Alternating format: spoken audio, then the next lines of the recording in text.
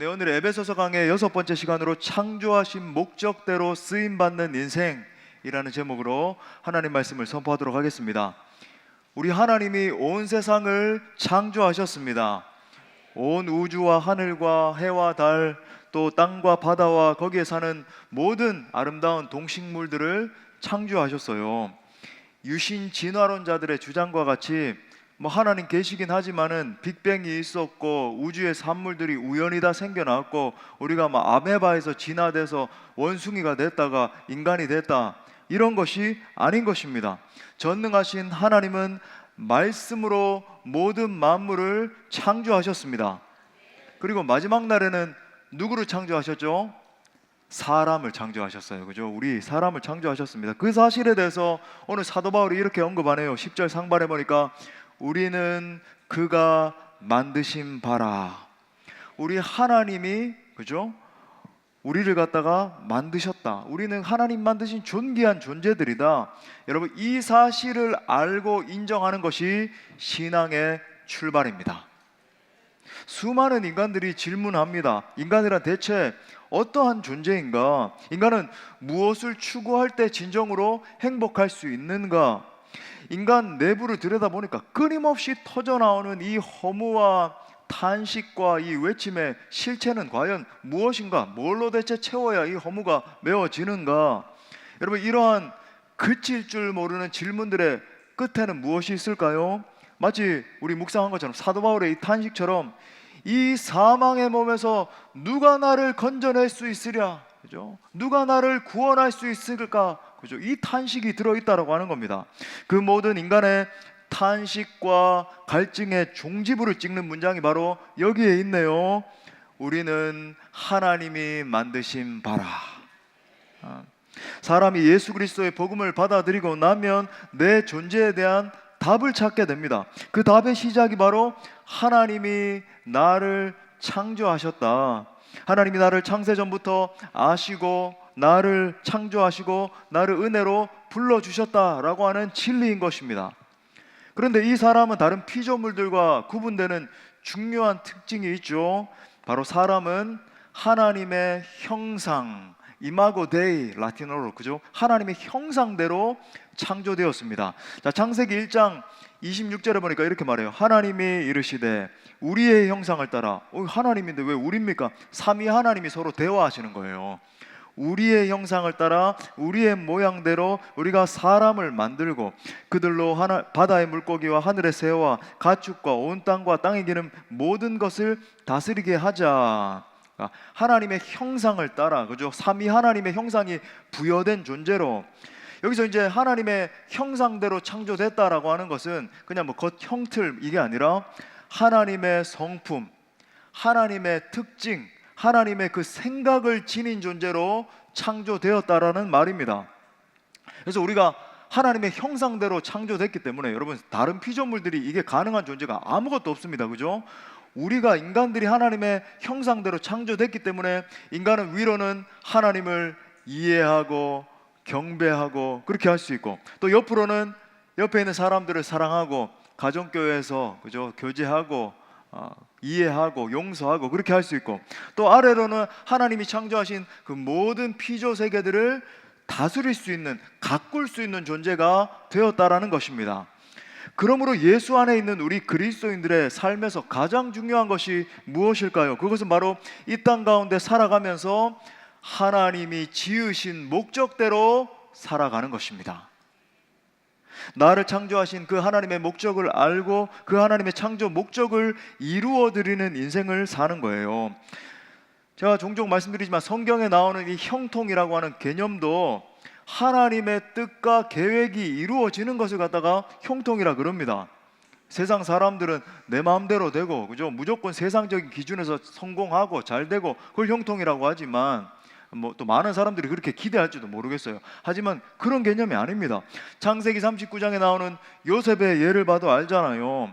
요셉의 인생에서 뭘 봐서 그게 형통한 인생입니까? 형들로부터 미움받고 왕따 당하고 심지어 구덩이를 팠는데 거기에 들어가가지고 도저히 누가 건져내지 않고는 살 수도 없는 그런데 이 형들이 얼마나 또 강교한지 이렇게 죽이기엔 아깝다. 우리 종으로 팔자. 그래가지고 꽁꽁 묶인 채로 애굽의 종으로 팔려가질 않나. 거기서도 얼마나 열심히 일했는데 강간 미수범으로 걸려가지고 감옥에 들어가게 되고, 감옥에서도 얼마나 천덕꾸러기, 그 다음에 술 맡은 관원장에게 자기를 기억해달라고 그렇게 부탁을 했는데 이 사람이 또 까먹질 않나. 얼마나 공고한 세월을 계속 젊은 시절에 보내게 되는데, 하나님이 그때마다 성경이 뭐라 그럽니까? 하나님이 요셉과 함께 하심으로 그가 형통하였더라. 하나님이요, 이게 무슨 형통의 개념입니까? 뭐가 잘 되고, 그죠? 대학도 좋은 데 가고 직장도 좋은 데 들어가고 해야지 종으로 팔려가고 오해를 받고 사람들로부터 질시를 당하고, 이게 무슨 형통이에요? 아니에요. 하나님이 바라볼 때 그는 형통한 자이더라. 나중에 보니까 결국 애굽의 총리가 되어서 구속사의 성취를 위해서 놀랍게 쓰임받게 되잖아요. 총리가 됐다. 우리는 거기에 주목하는데 그것만이 아니라 그의 인생 전체가 하나님의 레슨이었고, 그죠? 그 과정을 통과했기 때문에 나중에 어떤 직위에 세웠을 때 그걸 감당할 수 있는 능력이 겸비된 게 된 것이고, 그 위치를 통해서 이스라엘의 구속의 역사를 위해서, 하나님의 거대한 구속사를 위해서 쓰임받게 됩니다. 인생의 전반기는 매우 고통스러운 시기였다라고 할 수 있지만 전체적으로 볼 때 분명히 요셉의 인생은 하나님 앞에 형통한 인생이었던 거예요. 그래서 오늘 우리는 말씀을 통해서 나를 창조하신 그 하나님의 목적을 깨닫고 그 하나님의 목적을 이루어드리는 삶으로 세워지기를 원합니다. 그래서 정말 한 번밖에 없는 인생, 우리 임 목사님은 왜 이렇게 한 번밖에 없는 인생을 강조할까? 제 의식 속에 그게 많이 있었던 것 같아요. 저는 어릴 때부터 정말 이 한 번밖에 없는 인생인데 어떻게 하면 정말 하나님을 위해서, 이런 생각을 굉장히 많이 했습니다. 그래서 여러분 정말이에요, 그죠? 한 번밖에, 두 번 사는 사람 없잖아요. 정말 이 한 번밖에 없는 인생, 내 욕심과 정욕을 위해 사는 인생이 아니라 일평생 동안 하나님 앞에 붙들림 받아서 아름답게 쓰임받는 멋진 인생들 다 되시기를 축복합니다. 자, 크게 두 가지로 살펴보겠습니다. 첫 번째로, 그리스도인은 하나님께서 재창조하신 회복된 존재입니다. 우리 한번 따라합시다. 그리스도인은 하나님께서 재창조하신 회복된 존재이다. 자, 제가 앞서 언급드린 것처럼 하나님은 우리 인간들을 자신의 형상을 지닌 존재로 창조하셨습니다. 그런데 문제가 일어났어요. 인간이 죄를 지음으로써 인간 안에 하나님의 이 형상이 파괴되고 말았습니다. 이 말은 우리 인간들이 하나님의 창조 목적대로, 그 지으신 부르심의 목적대로 살아갈 수 있는 능력을 상실하고 말았다는 것을 말하는 거예요. 신학적으로 이걸 설명을 드리면, 전적 부패는 전적 무능을 가져왔습니다. 자, 다시, 전적 부패는 전적 무능을 가져오게 된 거예요. 그러니까 우리가 하나님의 영광을 추구하고 나타낼 수 없는 존재로 전락하고 말았다. 그러니까 이 죄의 파괴력이란 무시무시한 거죠. 그냥 죄 지었으니까 아이고 큰일 났네, 이게 아닙니다. 완전히 무능한 상태로 우리를 쳐놓게 된 거예요. 하지만 우리를 향하신 하나님의 긍휼은 여기에서 좌절되지 않았죠. 하나님은 당신이 선택하신 인간들을 구원하셔서 하나님의 창조 목적에 따라 살게 하십니다. 그렇게 선택된 부류들이, 사람들이 누구입니까? 바로 우리 그리스도인들이에요. 할렐루야. 그 진리에 대해서 오늘 사도 바울이 8절과 9절에서 이렇게 말하네요. 너희는 그 은혜에 의하여, 이 구절 얼마나 좋은지, 너희는 그 은혜에 의하여 믿음으로 말미암아 구원을 얻었나니, 그죠? 이것이 너희에게서 난 것이 아니요, 뭐래요? 하나님의 선물이라. 하나님의 선물이라는 거예요. 또 행위에서 난 것이 아니니 이는 누구든지 자랑하지 못하게 합니다. 하나님을 떠나서 범죄한 이 타락한 인간은 그 본성상 하나님의 창조 목적을 따라갈 수도 없고 바라볼 수도 없는 소위 망가진 존재가 되었습니다. 하지만 하나님은 당신의 하나밖에 없는 아들 예수님을 내어주셨잖아요. 십자가에 달리신 예수님은 죄로 말미암아 타락한 인간의 모든 죄와 상처와 문제를 다 짊어지셨습니다. 뿐만 아니라 예수님이 죽으시고 부활하신 또 하나의 분명한 목적이 있죠. 지금 계속 설명드리고 있는 것처럼 바로 무너졌던 사명의 회복입니다. 사명이 회복됐어요. 우리 각자를 창조하시고 부르신 그 창조 목적을 이루어드리는 인생들로 회복시켜 주신 것입니다. 자, 그 사실에 대해서 사도 바울이 오늘 이렇게 말하네요. 10절 다시 읽겠습니다. 시작. 우리는 그가 만드신 바라 그리스도 예수 안에서 선한 일을 위하여 지으심을 받은 자니 이 일은 하나님이 전에 예비하사 우리로 그 가운데서 행하게 하려 하심이니라. 아멘. 분명히 선한 일을 위하여 지으심을 받은 자다. 물론 이제 이 개역 개정의 번역이 조금 복잡한데 조금 쉽게 새번역 성경에서는 이렇게 번역을 했습니다. 한번 들어보세요. 우리는 하나님의 작품입니다. 선한 일을 하게 하시려고 하나님께서 그리스도 예수 안에서 우리를 만드셨습니다. 하나님께서 이렇게 미리 준비하신 것은 우리가 선한 일을 하며 살아가게 하시려는 것입니다. 선한 일을 하기 위해서 그리스도 안에서 새롭게 지음받은 존재가 바로 신자들, 우리 그리스도인들이라는 것입니다. 그러니까 단순히 뭐 잘못되고 좀 틀어진 어그러진 부분이 있으면 그걸 약간 픽스하는, 그죠? 여기 뭐가 이렇게 고장났네, 이거 고쳐야 되겠다, 이런 정도가 아니라고 하는 거예요.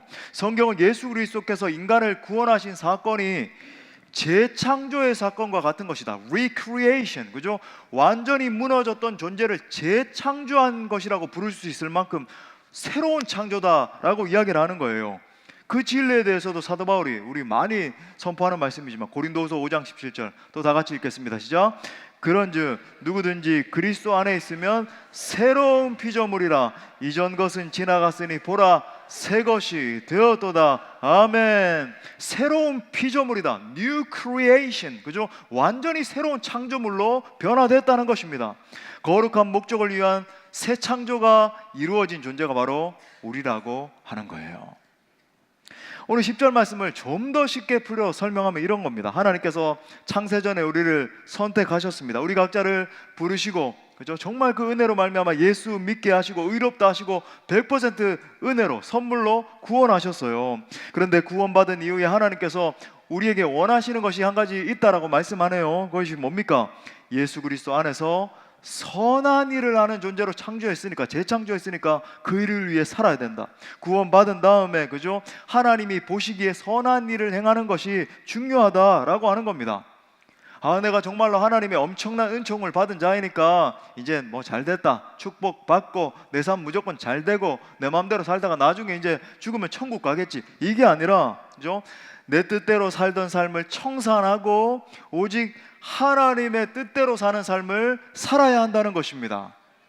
심지어 사도 바울은 우리가 그리스도 예수 안에서 선한 일을 행하게 하기 위해서 창조되고 부름받았다, 그 목적을 위해서 그렇게 구원받았다라고까지 설명을 하는 거예요.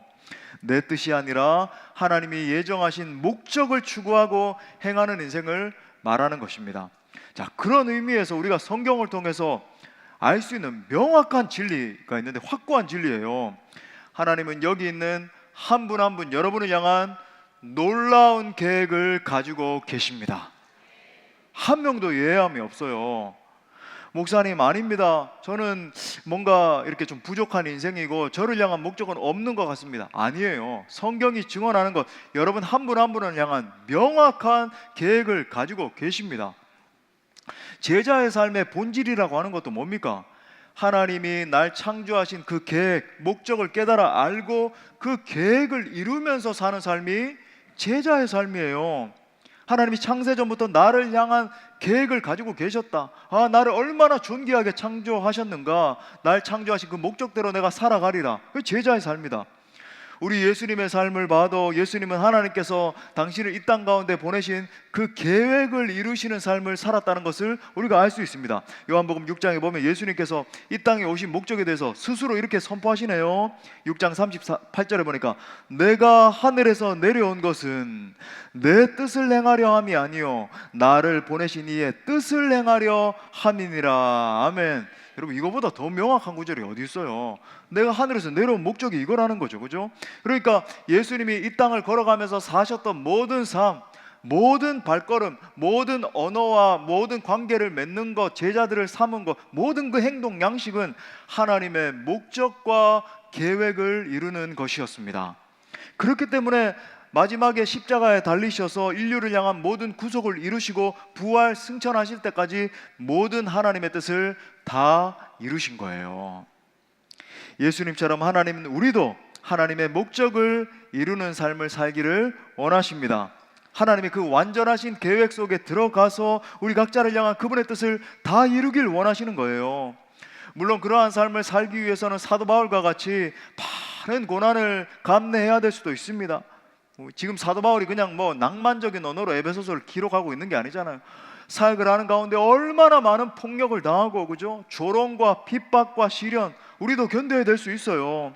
하지만 하나님 나라의 관점에서 보면 그것이 가장 행복한 삶이고 그것이 가장 멋지고 아름다운 인생인 거죠. 예수님이 그 증거이고 사도 바울이 증거입니다. 그죠? 사랑하는 여러분, 하나님이 여러분 한 분 한 분을 당신의 선하신 목적대로 창조하셨음을 믿을 수 있기를 바랍니다.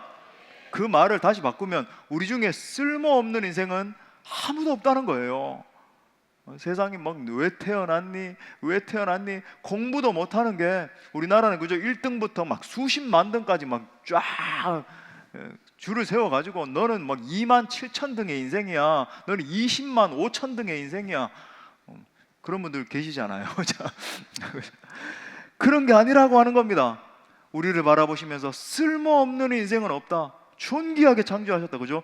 하나님은 우리 모두를 통해서 이 타락한 창조 세계를 아름답게 회복시키기를 원하시는 것입니다. 우리 각자를 사용하셔서 정치 영역, 경제 영역, 과학, 사회, 문화 등 각 영역 가운데 당신의 영광을 드러내시기 위해서 우리를 만드신 거예요. 지금 그죠? 사회 엘리트다 이런 사람들처럼 너 공부해서 공부하는 애들이 목적도 없는데 왜 공부합니까? 의사 되는 게 목적이겠죠. 그렇게 되면은 돈 많이 벌고 전부 그렇게 빠져 있는데 그게 아니라고 하는 거예요. 그죠? 우리에게 주신 그 목적대로. 그러므로 가장 중요한 것은 우리 각자가 주님께서 부르신 바로 그 자리에 서 있는 것입니다. 여러분, 이게 쉬운 일이 아니에요. 주님이 부르신 바로 그 영역에 굳건하게 서는 것, 바로 그 영역 속에서 하나님이 자신을 창조하신 목적에 맞게끔 사명을 지닌 존재로 살아가야 되는 것입니다. 가령 하나님의 질서가 무너진 영역이 있다고 한다면 그 영역에서 하나님의 질서를 세우는 사람이 돼야 되는 거죠. 하나님의 아름다우심의 그 성품이 결여된 영역이 있다고 한다면 문화 영역들, 음악 영역들, 예술의 영역들 정말 많이 있잖아요. 그죠? 아주 원수, 마귀, 사탄의 그 가치를 드러내고 요즘 애들 하는 게임의 그 모티브를 대부분 보면은 지옥의 컨셉이에요. 그 사탄, 마귀, 그죠? 드라큘라 이런 게 컨셉이고 애들이 어릴 때부터 그런 걸로 세뇌돼서 원수, 마귀 굉장히 친숙하네, 괜찮네, 전 봐도 괜찮겠네, 다 이렇게 어릴 때부터 완전히 세뇌되는 거죠. 디아블로니 뭐니 게임들 다 그렇습니다. 이 모티브 자체가 완전히 지옥 권세예요. 그런 영역들이 있다면 바로 그곳에서 어떻게 하면 내가 하나님의 창조 질서, 아름다움을 드러낼 수 있을 것인가, 그런 사람으로 서야 된다는 거죠. 또 하나님의 선하심과 인자하심이 선포되지 않고 있는 지역과 열방의 영역이 있다고 한다면 바로 그곳에 서서 그 누군가 하겠지가 아니라 나를 보내소서, 그죠? 이사야의 고백처럼 내가 가겠습니다. 그곳에 서서 하나님의 선하심과 인자하심을 선포하는 사람으로 서야 한다는 것입니다. 내가 바로 그 자리에 서 있을 때 가장 아름답고 멋진 존재가 되는 거예요. 기도하며 소원하는 것은 여러분 모두가 하나님이 창조하신 선하신 목적대로 쓰임받는 인생들 다 되시기를 축복합니다. 자, 그러면 두 번째로 이 하나님의 창조 목적을 이루어드리는 인생을 살려면 그러면 어떻게 해야 됩니까? 라는 거죠. 정말 한 번밖에 없는 인생, 그죠? 한 번밖에 없는 인생. 하나님이 나를 이 땅에 두신 그 목적을 이루면서 살아야 되잖아요, 그죠? 그러면 어떻게 해야 되는가? 두 가지 적용점을 드리겠습니다. 첫 번째는 매 순간 하나님의 뜻에 귀를 기울여야 됩니다. 우리 한번 따라합시다. 매 순간 하나님의 뜻에 귀를 기울여야 됩니다. 자, 우리가 먼저 기억해야 되는 중요한 명제가 있어요. 내 의지를, 내 계획을 꺾어야 하나님의 뜻대로 살 수 있다는 거예요. 우리 한번 따라합시다. 내 의지를 내려놔야 하나님의 목적을 이루어 드릴 수 있다. 자, 우리 예수님을 또 생각해 봅시다. 예수님이 이 땅 가운데 오신 목적, 그러니까 하나님이 예수님을 보내셨고 또 예수님도 자발적으로 뛰어 내려오셨지만 그 목적이 무엇이었습니까? 여러 가지 사역도 필요했지만 결국 십자가에 죽으시기 위해서 오신 거예요. 만약에 예수님이 십자가에 돌아가시지 않았다고 한다면 우리를 향한 구속은 이루어질 수 없었습니다. 그게 예수님을 보내신 하나님 아버지의 목적이었다는 거죠. 여러분, 어느 부모가 그죠? 자식을 갖다가 죽이기 위해서 보내는 사람이 누가 있어요? 근데 그게 목적이었다. 자, 그렇다고 한다면 우리 예수님이 이 땅 가운데서 100% 하나님이셨지만 사람으로 오셨잖아요. 그러면 그 사람의 의지를 가지고 있었을 때 하나님의 그 의지, 하나님의 목적과 우리 예수님의 목적이 상치되고 부딪혔을 때는 없었을까요? 있었죠. 우리가 겟세마네 동산에서 예수님 정말 들으셨던 그 기도를 보면은 예수님은 막 땀이 피로 막 변할 정도로 얼마나 열렬하게 기도하시면서 하나님, 이 잔이 가능하다면 좀 피하게 해주십시오. 얼마나 솔직한 인간적인 고백입니까? 예수님은 십자가 지는 게 너무 힘들다는 걸 알고 계셨기 때문에 가능하다면 좀 피하게 해주십시오. 이렇게 기도를 했지만 아버지 하나님은 그 잔을 마시길 원하셨잖아요. 끝까지 포기하지 않고 십자가 고난을 짊어지는 것이 아들 예수님을 향한 아버지 하나님의 명확한 목적이었다라고 하는 거죠. 결국 예수님은 자신의 뜻을 꺾고 하지만 내 뜻대로 마시었고 아버지 뜻대로 되길 원합니다. 기도도 하셨지만 결국 그 목적을 꺾고 하나님의 뜻에 순종함으로 말미암아 고난의 잔을 다 마신 것입니다. 우리도 마찬가지라고 하는 거예요. 우리가 하나님의 그 목적을 이루는 삶을 사는 데 있어서 가장 중요한 것은 무엇인가? 내 강한 이 의지, 내 계획을 내려놓는 것입니다. 이걸 신학적으로 좀 표현을 하자면 권리 포기라고 하는 거죠. 우리 한번 따라합시다. 권리 포기. 이 권리 포기란 내가 당연히 할 수 있다라고 생각하는 그 권리들을 하나님의 영광을 위해서 포기하는 것을 말하는 거예요. 어떤 의미에서 우리의 삶 가운데서 하나님의 그 목적이 온전히 성취되지 않는 궁극적인 이유가 있다라고 한다면 내가 가지고 있는 이 의지가 너무 강하기 때문에 그렇습니다. 그렇죠? 내 생각이 너무 센 거예요. 내 계획이 너무 명확하고 내 의지가 너무 강하기 때문에 고집이 세니까 하나님의 목적이 성취되지 않는 겁니다. 그리고 하나님의 목적이 내 삶 가운데 막 몰려오고 주님 말씀하실 때 순종이 안 되죠. 내 자아가 너무 세니까. 그죠? 제가 종종 말씀드리지만 우리 아이들 생각해보면 알잖아요. 아이들이 아직까지 성숙하지 못했다 단계에 있을 때는 이거 사내 놓으세요. 저 마트에서 막 들어 눕고 땡깡을 부리고 나중에 조금씩 성장해 나가면서 자기의 그 의지를 포기할 수 있다.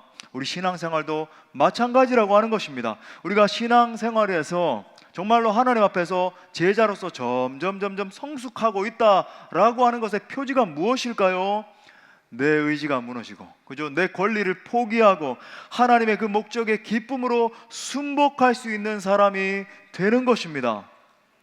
내 자아대로, 그죠? 막 고집하는 삶, 이것을 중단하고 화평을 이루기 시작하는 거예요. 전에는 막 자기 주장하기 좋아하고 이렇게 돼야 되고 이렇게 안 되면 막 불편한 마음이 들고 그랬는데 그게 아니라 공동체를 위해서 내 의지를 내려놓을 줄 알고 자기 권리를 포기하기 시작하고 주변의 많은 생명을 살리는 사람이 되는 것입니다. 내가 원하는 길만 고집하는 것이 아니라 하나님, 내 인생 나 이거 원하는데요, 내 자식을 향해서 이거 반드시 돼야 되는데요, 이걸 내려놓고 하나님의 나라와 그의 영광을 위해서 내 주장을 포기하는 것을 말하는 것이죠. 이것이 예수님을 닮아가는 사람, 예수님을 닮아가는 사역의 핵심입니다. 놀라운 것은 이러한 삶을 살면, 그죠? 내가 목적하는 거 이루어지지 못하고 불편해지고 고난만 당하고 그러는 것 같지만 결코 그렇지 않습니다. 하나님의 목적에 순복하는 삶 속에 참된 평안과 참된 만족이 있어요. 자, 우리 예수님의 음성을 들어보세요. 마태복음 11장 29절부터 30절에 보니까 나는 마음이 온유하고 겸손하니 나의 멍에를 메고 내게 배우라. 그리하면 어떻게 된대요? 너희 마음이 쉼을 얻으리니. 여러분, 이게 무슨 말입니까? 쉼을 얻는데요, 안식을 얻는데요. 지금 막 공황 장애니 불안 장애, 잠도 못 자고 수면제 먹고 지금 이 시대를 향해서 우리 예수님 말씀하시네요. 너희 마음이 진짜 쉼을 얻는 길이 바로 여기 있어. 이는 내 멍에는 쉽고 내 짐은 가벼움이라 하시니라. 사랑하는 형제 자매 여러분, 하나님의 목적을 발견하고 그 하나님의 목적대로 걸어가는 삶은 방황하지 않습니다. 좌충우돌하지 않아요. 물론 때때로 고난을 만나고 핍박을 당할 때가 있습니다. 하지만 그러한 인생에는 하나님만이 허락해 주실 수 있는 진정한 평안과 안식이 있다는 거죠. 하나님 그런 인생을 그죠? 주권적인 역사로 보호하시고 인도해 주시고 능력을 주시는 겁니다. 그죠? 하나님의 주권이 그 인생을 통치하시는 거예요. 우리가 사도행전 강의할 때 여러분 다 기억하실 겁니다. 목도한 것처럼 이 사도 바울의 인생길 들여다보면 정말 그가 하나님의 목적을 이루기 위해서 얼마나 많은 고난을 감내하고 그죠? 풍파를 이겨내고 그렇게 달려왔는지 몰라요. 열심히 사역을 하면서 달려오던 중에 그에게도 깊은 탈진과 좌절이 찾아왔잖아요. 고린도에 있을 때를 회고하면서 여러분 또 기억하시죠? 내가 너희 가운데 있을 때 약하고 두려워하고 심히 떨었다, 이렇게 말하는 거죠.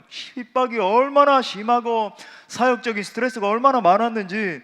사도 바울이 얼마나 강한 사람입니까? 그죠? 의지가 강했던 그 사도 바울이 지금 내가 약하고 두려워하고 심히 떨었다, 이렇게 말하고 있는 거예요. 하지만 그는 중도에 포기하거나 그죠? 도망가지 않고 자신의 권리를 내려놓습니다. 너무 힘든 시간이 계속되었지만 1년 6개월을 더 머물면서 고린도 교회를 세웠잖아요. 자, 그렇다면 어떻게 사도 바울이 그 힘든 고통의 시간을 견뎌낼 수 있었을까요? 그렇게 그가 힘겨운 시간을 지날 때 성령께서, 그죠? 놀라우신 그 성령께서 직접 나타나셔서 계속 음성을 들려주시면서 위로하시고 격려해 주셨습니다. 사도행전 18장 9절부터 10절에 보니까 밤에 주께서 환상 가운데 바울에게 말씀하시되 두려워하지 말며 침묵하지 말고 말하라. 내가 너와 함께 있음에 어떤 사람도 너를 대적하여 해롭게 할 자가 없을 것이니 이는 이 성중에 내 백성이 많음이라 하시더라. 아멘. 성령께서 주권적인 역사로 사도 바울을 안으신 것입니다. 보호하신 거예요. 이 음성을 듣고 사도 바울은 다시 일어설 수 있었고 하나님이 예정하신 시간 동안 계속해서 사역할 힘을, 동력을 얻었던 것입니다. 결국 우리가 아는 것처럼 그의 사역길 가운데 하나님께서 본래적으로 계획하셨던 많은 열매들을 하나님 앞에 맺어드릴 수 있게 되잖아요. 사랑하는 여러분, 이처럼 하나님은 당신의 목적을 이루며 살기 위해서 몸부림치는 사람을 보호하시고 지켜주십니다. 그런 의미에서 여러분, 이 하나님의 목적을 위해서 걸어가는 삶이 가장 안전하고 가장 영광스러운 인생이에요. 그러므로 사랑하는 여러분, 여러분이 정말 그죠? 하나님의 그 선하신 목적의 그 레일 위에 서 있다라고 한다면 결코 두려워하지 않기를 바랍니다. 강하고 담대하세요. 하나님의 목적을 이루는 삶을 살기만 하면 반드시 하나님이 우리의 인생을 인도해 주십니다. 물론 막 무조건 편안하기만 하고 그렇다는 건 아니에요. 그죠? 때때로 걸어가다 보면 환난을 당할 때가 있고 힘들 때가 있고 우겨쌈을 당할 때도 있습니다. 하지만 완전히 쌓이지는 않는 거죠. 잠시 동안 인생의 먹구름을 만나게 되고 힘겨움의 상황을 만날 수 있겠지만 절대로 그 인생을 망하지 않습니다. 왜냐하면 하나님께서 그 인생을 기뻐하시고 그 인생을 책임져 주시기 때문입니다. 그러므로 오직 하나님의 목적을 추구하면서 담대히 여호수아처럼 앞을 향해 전진하는 모든 주의 권속들 되시기를 축복합니다.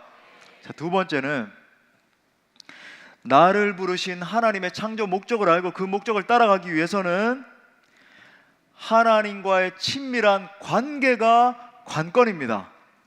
우리 또 따라합시다. 하나님과의 친밀한 관계가 관건이다. 여러분, 하나님이 나를 지으신 목적, 그러면은 우리 한국 사람 특징, 모든 사람이 그런 것 같긴 해요. 우린 바로 결론으로 가길 좋아하잖아요. 목적 이퀄, 우리 특히 젊은 지체들 가운데서 그렇게 생각하는 사람들이 많은데 직업이다 이렇게 생각을 해요. 그죠? 내가 가지고 있는 이 재능과 지금까지 쌓아왔던 어떤 스킬들과 스펙들과 이런 걸 잘 확인을 해가지고 정말로 한치의 오차도 없이 내게 맞는 직업을 딱 선택해야 된다. 이 직업에서 벗겨나면 이 하나님의 목적이 있는 게 아니다. 뭐 이런 식으로 생각을 하면서, 그죠? 적성 검사 잘하고 막 직업을 잘 찾고. 근데 만약에 이런 식으로 생각을 해서 직업이 진짜 소명이다 그러면은 직업을 발견해서 그 직업의 선상에 서게 되면 소명이 끝나는 거잖아요. 그러니까 이건 오류라고 하는 것을 알 수 있습니다. 우리가 무슨 직업을 갖는 것, 여러 이 하나님의 목적을 이루는 삶 가운데, 그죠? 직업을 바뀔 수도 있고 직업의 영역에서 다양한 어떤 경험을 할 수도 있고 그런 거예요. 또 어떤 사람들은 하나님의 목적을 이루는 삶이다 그러면은 인생에 여러 가지 이제 갈림길이 나오는 겁니다. 그 갈림길에서 내가 요 선택을 하면은 하나님의 목적에 맞게끔 선택을 한 거고, 요 갈림길에 탁 들어서면은 요건 목적이 아니고, 또 이런 식으로 이제 생각을 할 수 있단 말이죠. 이것도 이제 오해로부터 비롯되는, 그러면 여러분 우리 인생이 얼마나 불안해요. 요거 잘못 선택하면 어떻게 되지? 막 저거 설대 요 학교 가야 되나? 막 저 얼마나 이건 뭐 목적을 이루어 드리는 인생이 아니라 스트레스적인 삶이죠.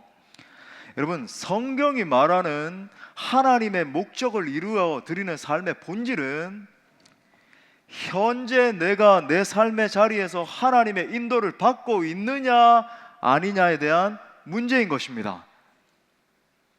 자, 제가 늘 설명드리는 제 목회론이 있다라고 말씀드리잖아요. 저는 존재론이다 말씀드리잖아요. 그 사람의 존재가 결국 뿜어내는 것이다, 발출하는 것이다. 그 사람의 존재가 정말 성령의 사람, 말씀의 사람으로 겸비되어 있으면 계속, 저는 이렇게 생각하거든요. 언어 능력도 결국 인풋을 계속 집어넣으면 아웃풋이 어느 순간에 막 튀어나오는 그런 거거든요. 공부라는 것도 학습량이 임계점을 넘어가면 어느 순간에 막 터져 나오는 거잖아요. 마찬가지입니다.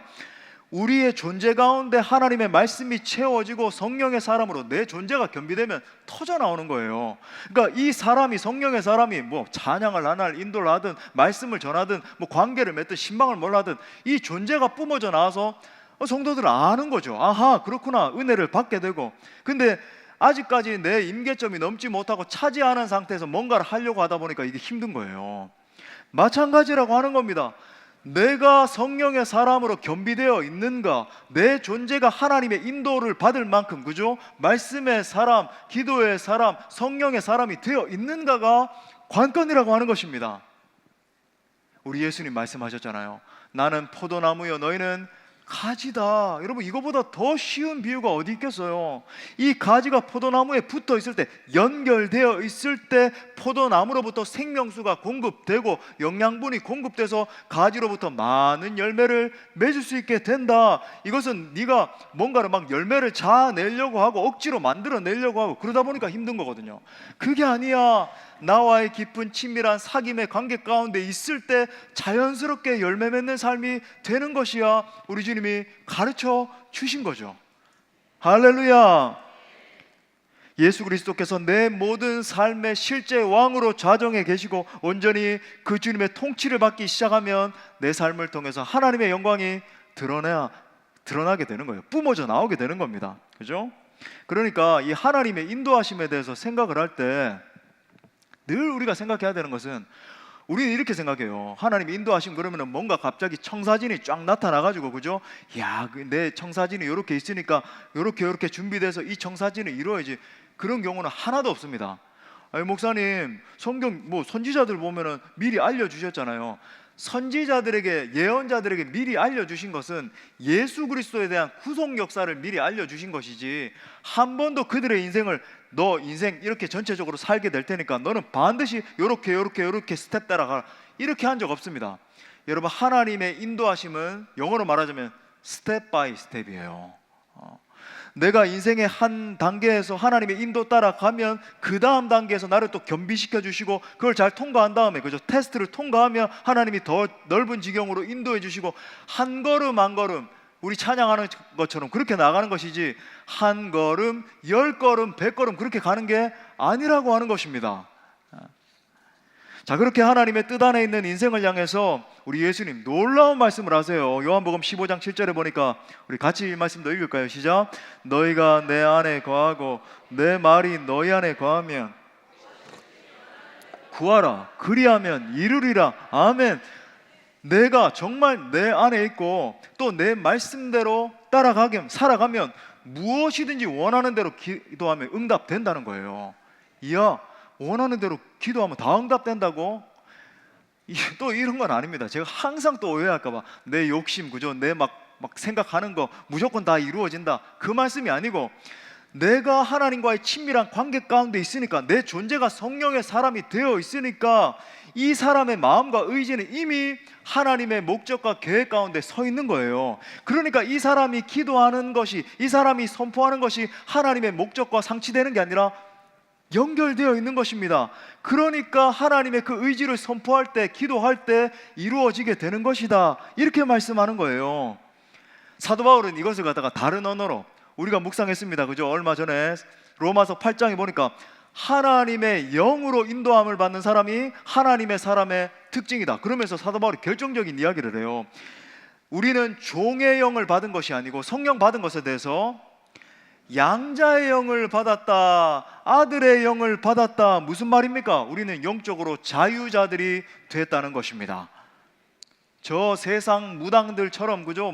뭐 이렇게 하면은 성공하고 이렇게 하면 실패하고 막 벌벌 떨고, 이게 아니라 우리가 생각하는 것이 하나님의 의지와 연결되어 있고, 내가 선포하는 그 선포가 하나님의 뜻과 결부되어 있고, 그러니까 내가 하나님의 뜻 안에 있고 하나님의 말씀이 내 안에 충만하다라고 판단되면 무엇이든지 자유롭게 자유자로서 선택할 수 있는 것입니다. 예, 만약에 반대로 우리가 틀린 길을 선택하려고 하면은 마치 사도 바울에게 나타나신 것처럼 성령께서 간섭하세요. 야야, 그 길이 아니라 아시아 쪽으로 가야 되는 게 아니라 저 마게도냐 환상을 보여주면서 유럽으로 가는 게 내 뜻이야, 그죠? 성령께서 막으시고 인도해 주십니다. 반대로 우리가 옳은 길을 선택하려고 하면, 기도 가운데 그렇게 하면은 우리 안에 계신 성령님이 기뻐하시죠. 그러면서 막 더 큰 능력을 더해 주시고 계획을 이룰 수 있도록 동력을 주시고 사람들을 붙여주셔서 계속적으로 형통케 하시는 것입니다. 이게 하나님이 우리 인생을 인도하시는 방식이에요. 그런데 중요한 조건이 있죠. 다시 돌아가서, 그죠? 뭡니까? 내가 정말 24시간 365일, 그죠? 성령 하나님과 계속 교통해야 된다는 것입니다. 여러분이 철저하게 하나님의 목적, 그 레일 위에 서 있어야 된다는 거예요. 그렇기 때문에 결론은 또 버킹엄, 그죠? 날마다 묵상하고, 그죠? 날마다 무릎으로 기도하는 것이 중요한 것입니다. 우리 목사님은 또 똑같은 이야기, 이게 핵심이라니까요. 그 레일 위에 있어야 내가 성령 인도하심을 따라갈 수 있다. 정말 깊이 묵상하고 깊이 기도하는 가운데 내 뜻이 무너지고 하나님의 뜻이 서는 것이 중요한 것입니다. 심지어 우리 예수님이 이것을 갖다가 내 양식이다, 자신의 양식이라고까지 표현을 해요. 자, 요한복음 4장 34절에 보니까 예수께서 이르시되 나의 양식은, 내 영양 공급처는 내 음식 스테이크 먹고 그게 아니라 나를 보내신 이의 뜻을 행하며. 이야, 하나님의 뜻을 행하는 것이 예수님의 에너지 동력이었대요. 그 다음에 그의 일을 온전히 이루는 이것이니라. 예수님이 거기에 초점을 두고 있었기 때문에 계속 동력을 얻고 능력을 얻고 영양분이 공급되고 그렇게 됐던 겁니다. 그죠? 자신의 목적을 포기하고 자신을 보내신 하나님의 그 목적을 발견하고 행하는 것이 예수님의 능력의 원천이었다.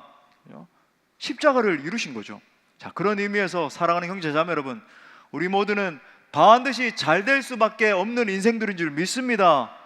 왜? 내가 내 인생길을 선택하고 요게 맞을까? 요 대학을 가야 될까? 이 직장에 가야 될까? 이런 인생이 아니에요. 그런 수동적이고 막 끌려가고 억지로 그런 인생이 아니라 내 인생을 향한 하나님의 목적과 계획은 분명히 있는 것입니다.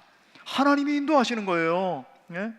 혹시 이 자리 가운데 목사님, 저는 과거에 이런 잘못된 선택을 해서 이런 잘못된 사람을 만나서 폐가 망신을 하고 이렇게 힘들고 제가 얼마나 힘이 들었는지 건강까지 무너지고 이렇습니다. 그렇게 생각하는 분들 계시지 않습니까?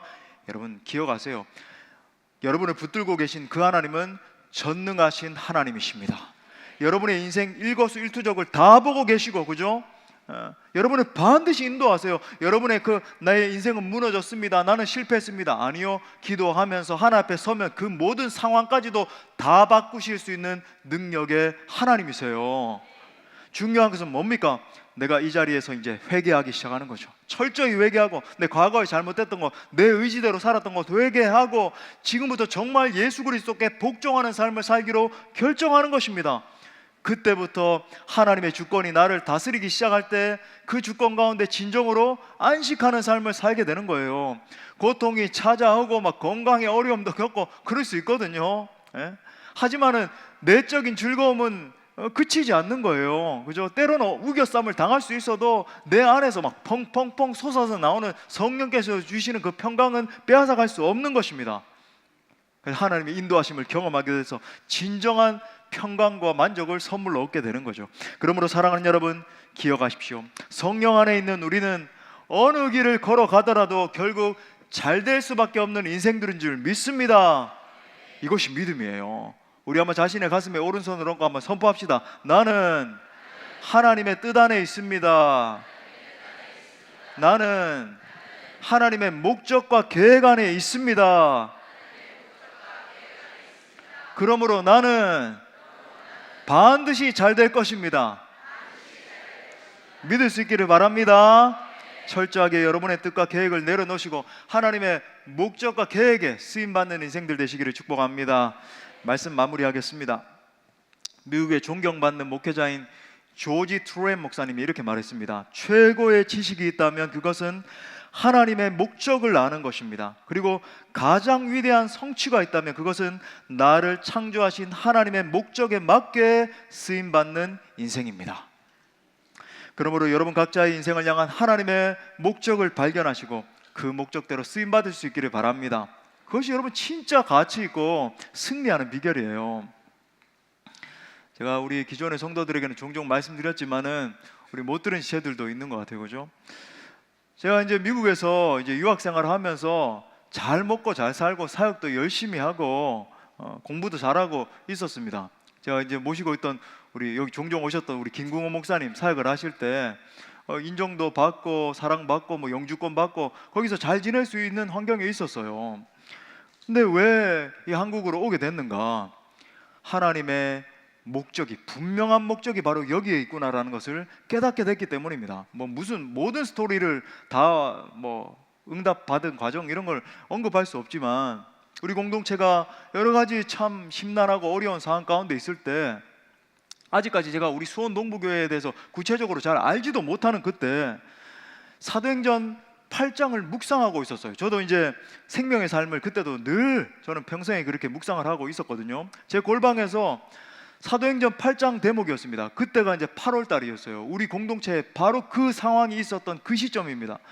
갑자기 묵상을 하는데 빌립이 에디오피아 내시가 이제 이사야서 말씀을 묵상하고 있었잖아요. 근데 무슨 말인지 깨닫지를 못하니까 빌립이 성령의 사람이 확 나타나가지고는 에디오피아 내시에게 네가 그 읽는 것을 깨닫느냐 물으니까 에디오피아 내시가 뭐라고 대답하냐면 지도해 주는 자가 없는데 어떻게 깨달을 수 있겠습니까? 이 말씀을 가르쳐 주는 지도자가 없는데 제가 이 말씀을 어떻게 깨달을 수 있겠습니까? 이상한 일이 일어났어요. 이게 무슨 주님 말씀도 아니고 은혜 받을 대목이 아니잖아요. 제가 근데 이 구절을 읽는데 갑자기 막 눈물이 막 터지는데 견딜 수가 없는 거죠. 2시간을 막 눈물 콧물이 저희 아내가 그때 있었어요. 갑자기 제가 너무 우니까 막 밖에서 뭘 하다가 막 달려와가지고는 왜 그러냐고. 근데 제가 콧물이 너무 나가지고 온 책상에 진짜 눈물 콧물을 펑펑 흘리면서 견딜 수가 없는 겁니다. 이게 어디서부터 온 마음인지 지도해 주는 자가 없는데 어찌 깨달을 수 있겠습니까? 나중에 알게 됐는데 그 8월 초 바로 그때 우리 공동체에 아픔이 찾아온 그 시간이었던 거죠. 실제로 지도해 주는 자가 부재하기 시작하고 말씀을 가르쳐 줄 자가 없다. 나중에 이 모든 것과 이걸 뭐 여러 루트를 통해서 제게 이제 막 응답을 해주셨는데 이게 막 조합이 되면서 아 그렇구나 그때 내게 임한 저는 사실은 사역하던 공동체에서 다시 오십시오 와서 청년들을 지도해 주십시오 그런 뭐 연락이 있었기 때문에 아 이 한국 땅에 있던 젊은이들을 향한 하나님의 마음인가 뭐 이렇게도 생각을 했어요. 근데 그게 아니었고 우리 수원 동부교회를 향한 하나님의 성령의 부르심이었던 거예요. 지도해 주는 자가 없는데 어떻게 말씀을 깨달을 수 있겠습니까? 이걸 나중에 이제 알게 되고는 아 그렇구나 성령께서 나를 분명한 하나님의 목적을 깨달아 알게 된 것이죠. 제가 참 부족한 사역이지만 하나님이 이끄시는 대로 순종한 결과 우리 공동체를 통해서 하나님이 놀라운 역사를 써내려가고 계심을 목도하고 있는 것입니다. 사랑하는 여러분, 내 의지를 내려놓고 하나님의 목적과 계획을 추구합시다. 그것을 위해서 철저하게 하나님과의 친밀한 사귐의 관계를 붙듭시다. 하나님의 창조 목적대로 살면 하나님이 반드시 그 인생을 책임져 주십니다. 아무쪼록 나를 향하신 하나님의 선하신 목적을 깨달아 알고 그 목적대로 쓰임받는 존귀한, 여러분 모두가 존귀하게 창조된 존재들이거든요. 존귀한 인생들 다 되시기를 간절히 축원합니다. 우리 말씀을 주신 하나님께 영광의 박수 올려드리겠습니다. 다 같이 일어나서 함께 찬양하고 기도합시다. 하나님의 꿈과 비전이 내 비전 되길 원합니다. 우리 고백합시다. 이 세상을 살아가는 동안에 나의 힘을 의지할 수 없으니 기도하고 낙심하지 말 것은 주께서 참 소망이 되심이라. 주의 길을 걸어가는 동안에 주의 길을 걸어가는 동안에 세상에 것 의지할 수 없어요. 세상에 것 의지할 수 감사하고 낙심하지 말 것은 주께서 참 기쁨이 되심이라. 하나님의 꿈이 나의 비전이 되고 예수님의 성품이 나의 인격이 되고 성령님의 권능이 나의 능력이 되기 원하고 바라고 기도합니다. 우리 다시 한 번 더 결단하는 믿음으로 이 세상을 살아가는 동안에 세상을 살아가는 동안에 나의 힘을 의지할 수 없으니 기도하고 낙심하지 말 것은 주께서 참 소망이 되심이. 주의 길을 걸어가는 동안에 주의 길을 걸어가는 동안에 세상의 것 의지할 수 아멘. 감사하고 낙심하지 말 것은 주께서 참 기쁨이. 우리 결단하는 믿음으로 두 손 높이 들고 하나님의 꿈이 나의 비전이 되고 예수님의 성품이 나의 인격이 성령님의 권능이 나의 능력이 되기 원하고 바라고 하나님의 꿈이 나의 비전이 되고 예수님의 성품이 나의 인격이 성령님의 권능이 나의 능력이 되기 원하고 바라고 기도합니다. 이 시간 말씀 붙들고 함께 기도할 때 사랑하는 여러분, 연약한 우리는 길도 모르고 좋은 것도 모르는 인생들입니다. 우리 안에 있는 옛사람은 끊임없이 하나님의 뜻이 아니라 내 욕망을 채우는 삶을 살도록 우리를 자꾸 부추기는 거예요. 그 길의 끝은 필경재앙이고 사망인 것이죠. 하지만 하나님은 당신의 창조 목적대로 살고자 하는 이들을 인도하시고 복을 주시고 사용해 주십니다. 그러므로 이 시간 나를 지으신 하나님의 목적을 온전히 이루어드리는 삶이 되게 해달라고 함께 기도합시다. 기도할 때 살아계신 하나님, 나의 인생을 통해서 온전히 하나님의 목적이 이루어지기를 원합니다. 예수님과 같이 내 의지를 포기하고 오직 하나님의 계획을 이루어드리는 삶을 살기를 원합니다. 그러기 위해서 철저히 말씀과 기도의 사람 되게 하여 주옵소서. 부족한 저에게 주의 마음을 쏟아부어 주옵소서. 주님의 능력 부어 주옵소서. 그래서 일평생 하나님의 목적대로 쓰임받는 인생 되게 하여 주옵소서. 우리 다 함께 통성으로 기도합시다. 오 살아계신 하나님이여,